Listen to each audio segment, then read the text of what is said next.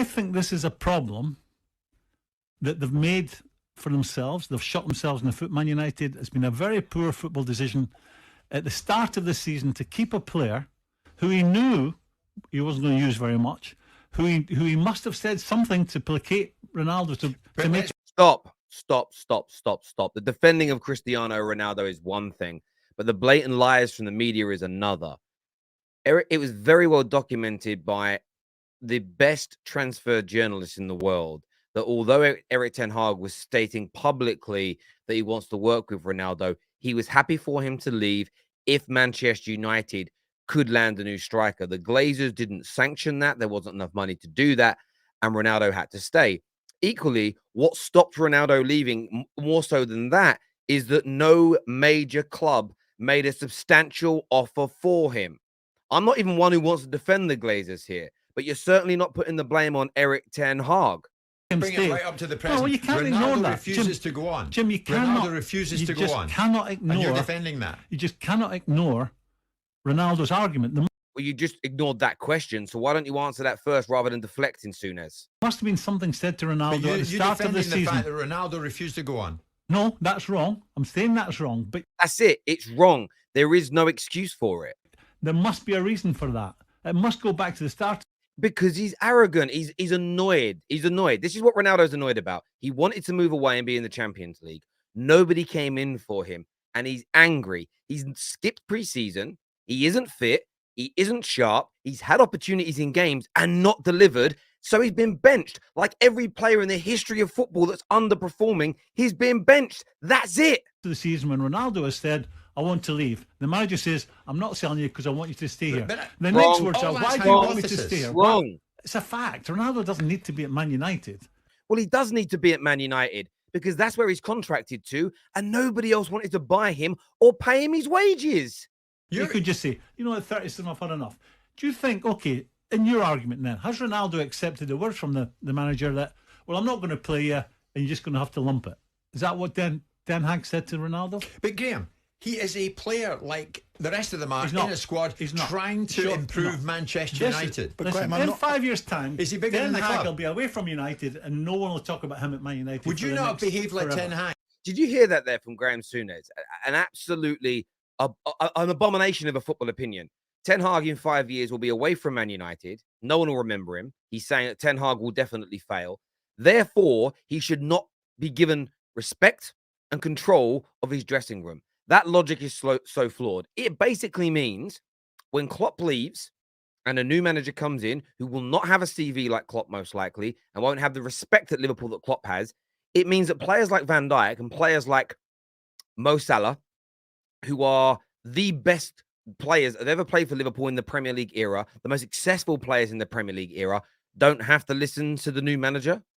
When Pep Guardiola leaves Man City and a new guy comes in, let's just say it's Julian Nagelsmann or Pochettino, they don't have the CVs of a Pep. Does that mean KDB and Haaland and Ruben Diaz and Ederson, Ilkay Gundogan, they don't listen to their new manager? He shouldn't have control. If they're insubordinate, if they misbehave, don't turn up to training, break the rules, he should have no control. Because in 5 years' time, he might not be here. Because he might not become as successful as legends of the football club. Does that mean that every player that has achieved more on paper than a said manager, they don't have to listen to that coach? There's no way Souness would have let that fly in his dressing room at Liverpool. He'd condemn any Liverpool player doing it. He is just stirring up trouble for Manchester United. Just the same here as Kevin Peterson did. Man United put a picture up of him and he said, take that picture down.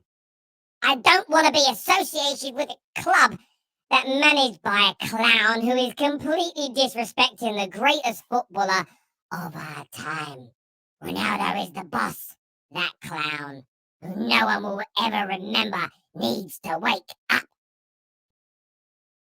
Piers Morgan here. Disgraceful. Ten Hag once again opting to humiliate the greatest footballer in history and United's top scorer last season. Cristiano should find another club ASAP where they would treat him with respect. Piers, he tried to find another club and no one wanted him. No one wanted him. Fool. And on Kevin Peterson, calling the manager a clown for disciplining a player. It's absolutely scandalous that professional sports people and journalists and pundits and social commentators the size of Piers Morgan are out here condemning a manager for instilling discipline, which they have all criticised Man United for not having since Sir Alex Ferguson retired. Let's take a little look here at what Fergie has had to say about control. Oh, the new manager. Well, I hope he does well, because the club needs someone to gain control, you know. The club needs somebody to gain control. Fergie just said this a very short while ago, to gain control. The biggest reason for Man United's downfall has been a lack of control by managers.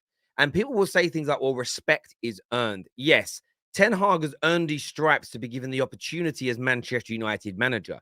He will need to speak respectfully. He will need to speak calmly. He will need to offer second chances. And he's done that at Manchester United. Luke Shaw is a great example. Dropped after the first 2 games of the season, given a chance to come back in, has been excellent by and large, and stayed in the team. You've had other players like Rashford who've had their problems, getting their opportunities, working hard, getting back into the team. He dropped Jadon Sancho for a poor performance and a lazy performance. Came back in, played well, kept his place. Poor against Chelsea, likely to be dropped again. Meritocracy. And let me just say this now about Ronaldo. I want Ronaldo to be given another opportunity, there's no doubt. And if he comes in and plays well and works hard, I'm happy for that. But this defense of him is unacceptable. And let's just actually take a look at what he did. Here he is being asked to come on. You can see a coach there who, for some reason, the person on TikTok here is blurred out. Ronaldo refuses. He comes down, doesn't warm up, and he just stands there. This was around about the 80th minute when the first instruction came to start warming up. And he didn't do it. He's shaking the hands of players that are coming off, but not getting involved. Not getting involved.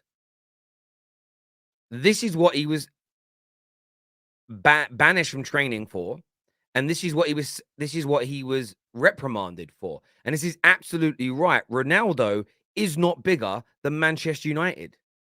A board in place who makes decisions about who plays on the field. You, as a player, you cannot take that decision to not come on and then walk off as the match is going on. Is you know, Ten Hag and the board have a situation now where they have to make a strong decision, because it sets the precedent. And you don't want other players, and they go, you know, how is he getting away with that? Peter Crouch is absolutely right.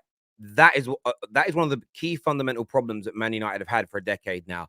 Players thinking they rule the roost. I know he's Cristiano Ronaldo, but then also on the flip side of that, it must be incredibly difficult for him to be sitting there, being the player that every manager has always turned to get goals, to win matches, and to sit there and not be a part of it. And I think, yeah, he would have looked at it and he would have said, you know, I've been... Do you know what's interesting, though? Ronaldo wasn't needed in that game against Tottenham to come on and score. Man United were winning.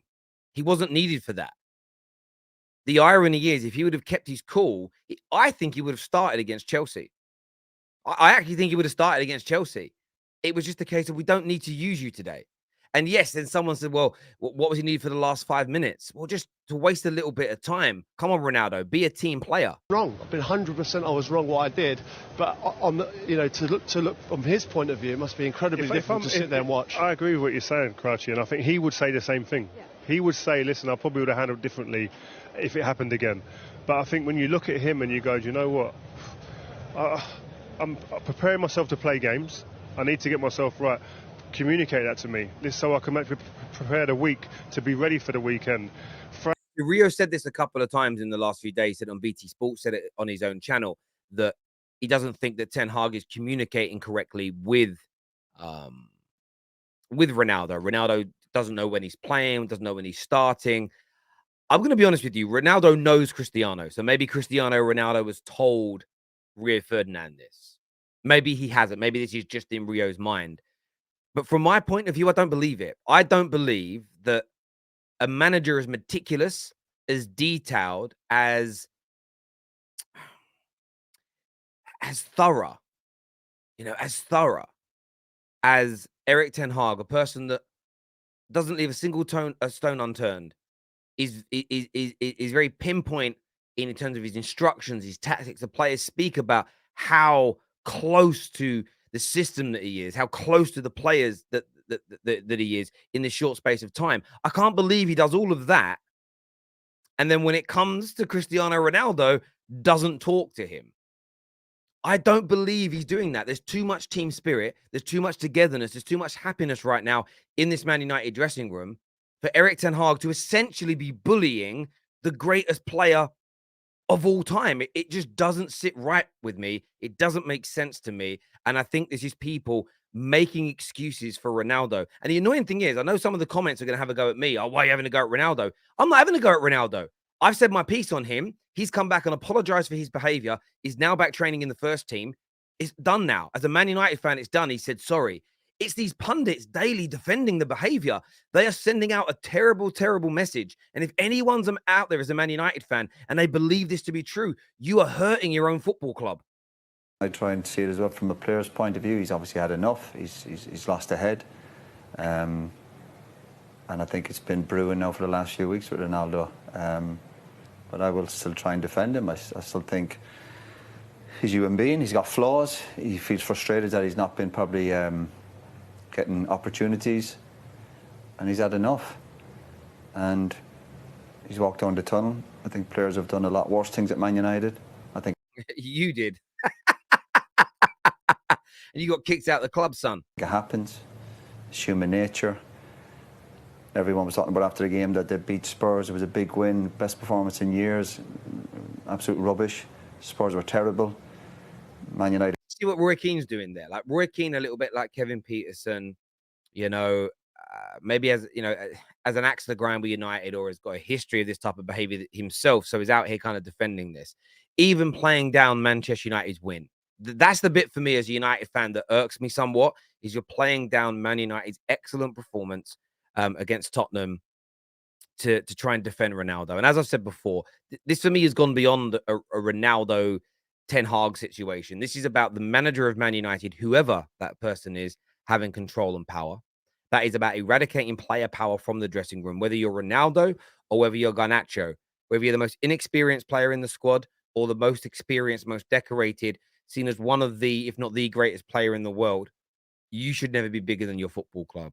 Sir Alex Ferguson and Sir Matt Busby quite literally have stated on multiple occasions in multiple interviews across Sir Matt Busby's life, and of course through the managerial career of Fergie, the importance for the manager to have complete and utter control. And I don't believe a manager should only be given control once he starts to win major trophies and becomes a quote-unquote legend.